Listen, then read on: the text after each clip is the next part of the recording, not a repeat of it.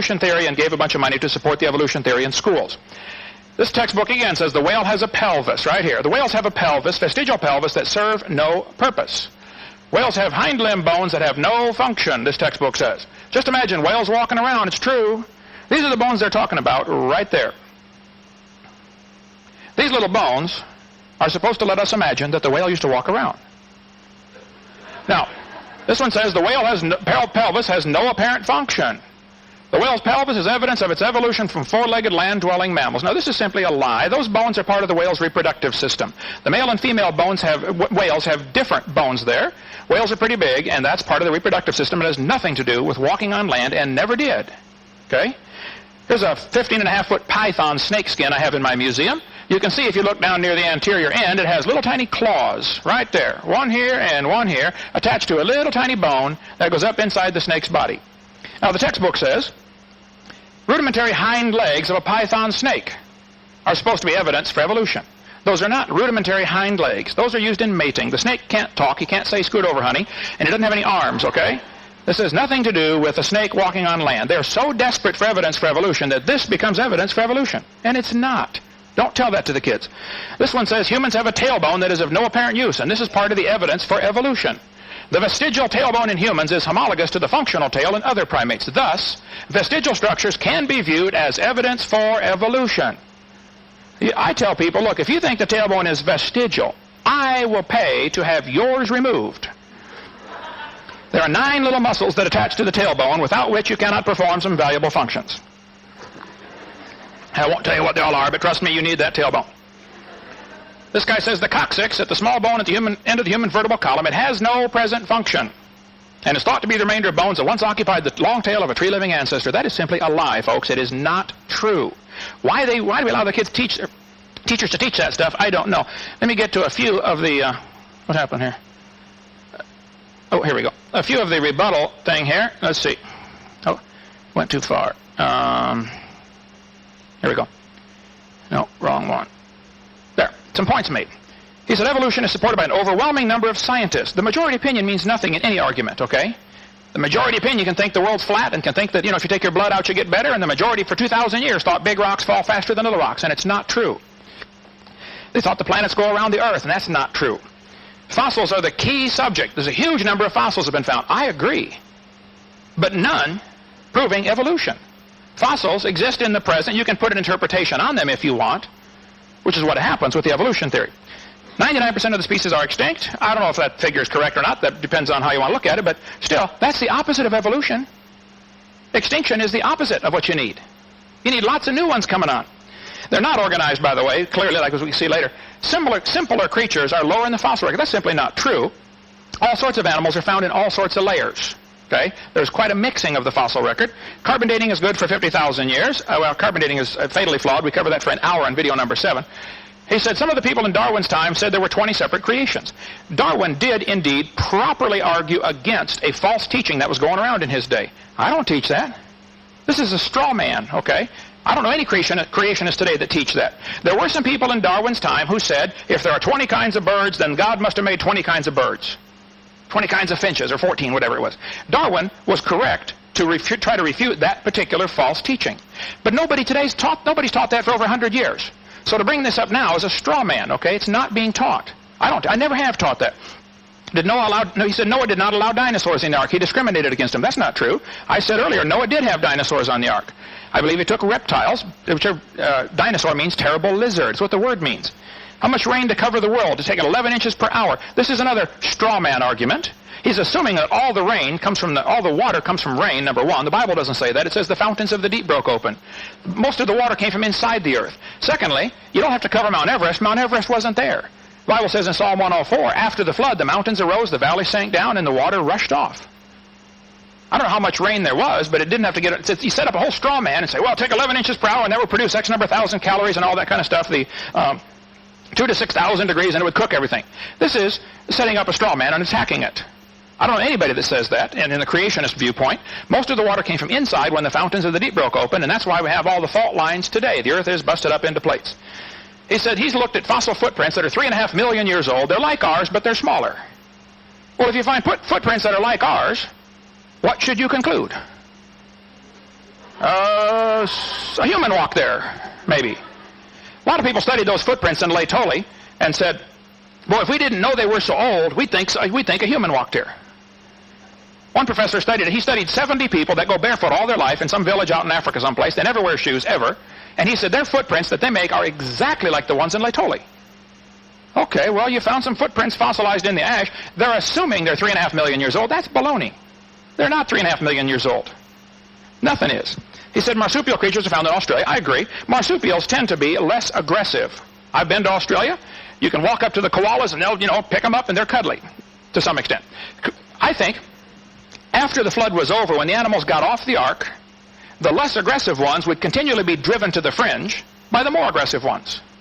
And then as the water slowly came up, as the ice caps melted, I believe the ice caps probably lasted 200 years after the flood. If there was ice caps clear down to Kansas City, Missouri, the oceans would be lower by a few hundred feet. And now you can actually walk any place in the world. There are underwater land bridges everywhere. Between Australia and Vietnam, the water's 50 or 60 feet deep.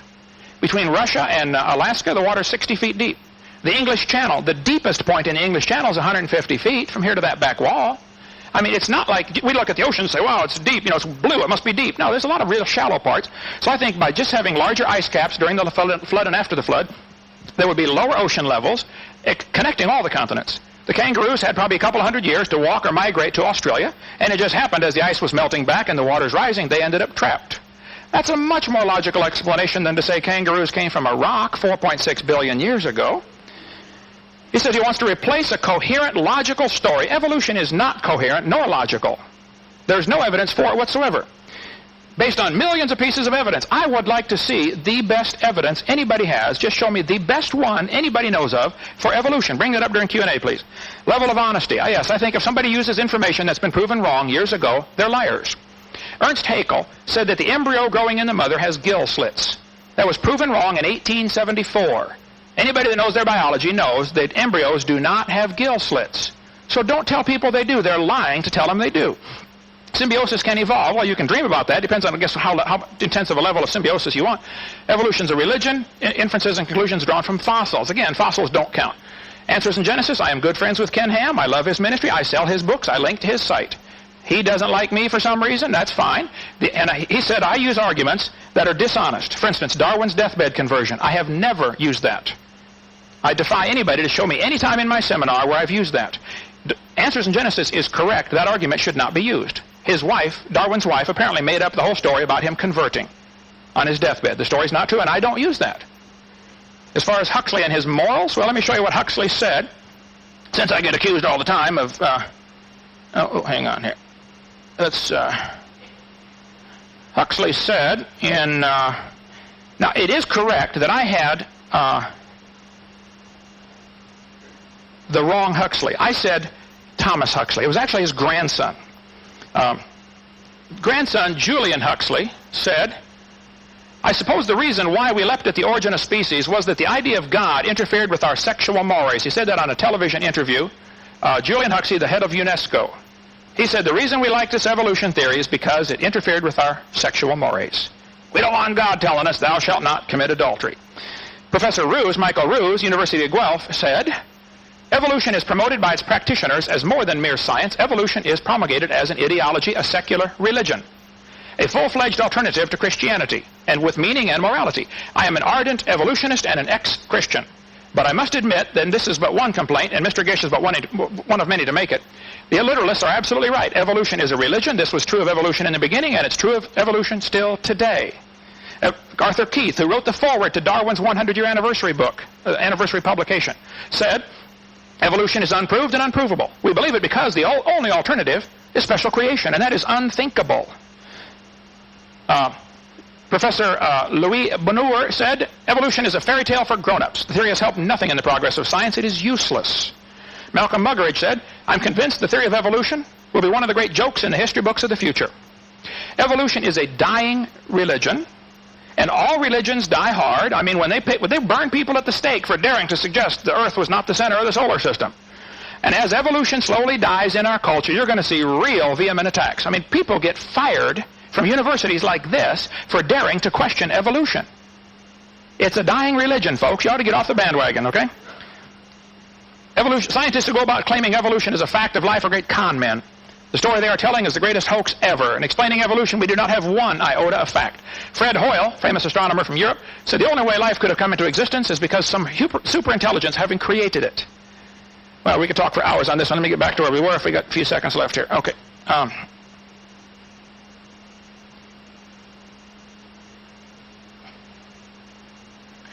Let's see. And get to where we were.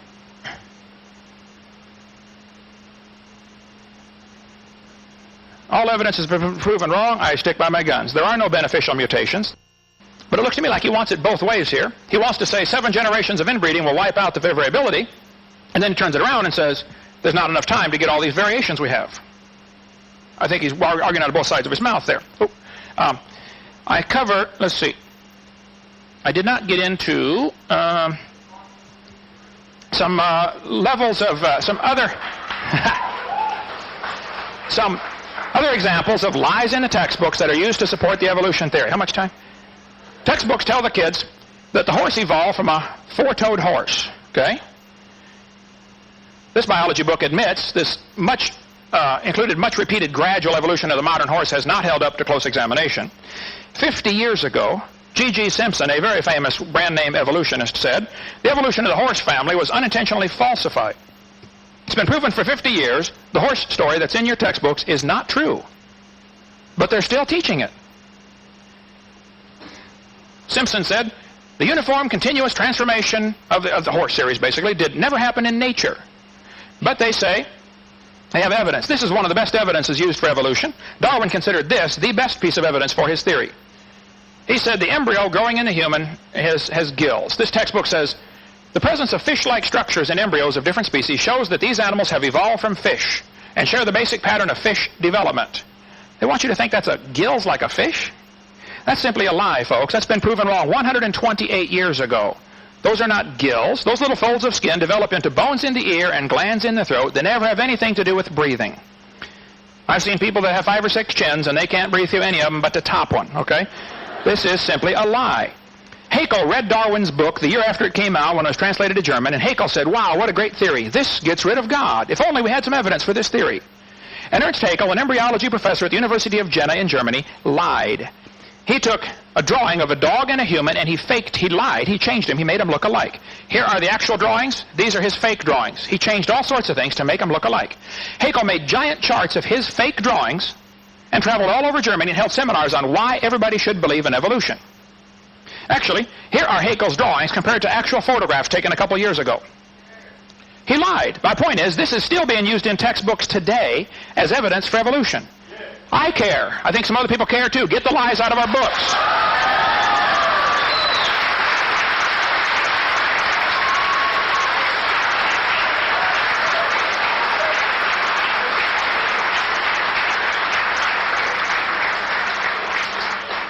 My point is, if you have some evidence for evolution, then show me. But don't lie to the kids. Don't tell them the embryo. Officer, if you can keep it in line, please, okay? I don't want to have to you waste my time. We'll be glad to take questions, okay? But grow up a little bit, wait your turn, okay? This is simply a lie, but it's used in textbooks all over the world. It was proven wrong in 1874. Here it is in a 94 textbook. Here another 94 textbook. Here Tim Barra still teaching it. Ken Miller still teaching it in a 1998 textbook. I could talk for hours. I debated Ken Miller. Here's a 98 textbook used in Pensacola, Florida, still teaching the same lie. This one says they suggest evolution from a common ancestor because of the presence of gills. This is simply not true. Here's a 2001 textbook used for junior high saying that the similarities provide evidence that these 3 animals evolved from a common ancestor. Now look, that's not true. They don't provide such evidence. But the books teach this over and over and over. It's in books. I've been to 30 countries in all 49 states. It's in books all over the world, folks. They're teaching the same thing. They're saying it's not a human yet. It's a human at conception. Every doctor knows that. They teach it doesn't have gill slits. This is baloney. So if you have evidence for evolution, show me, but don't lie to these kids. Come on. We can go for hours and hours on lies in the textbooks. All I want is very simple. Get the lies out of the books. Then the books will be fine. There's a lot of good science in the books. We're not against science. But we're against supporting a lousy theory with false ideas, that's all. Let's just teach the truth. Teach science to the kids, and I think you'll find evolution will have to slowly slip through the cracks, and that's what they're really worried about. Thank you so much.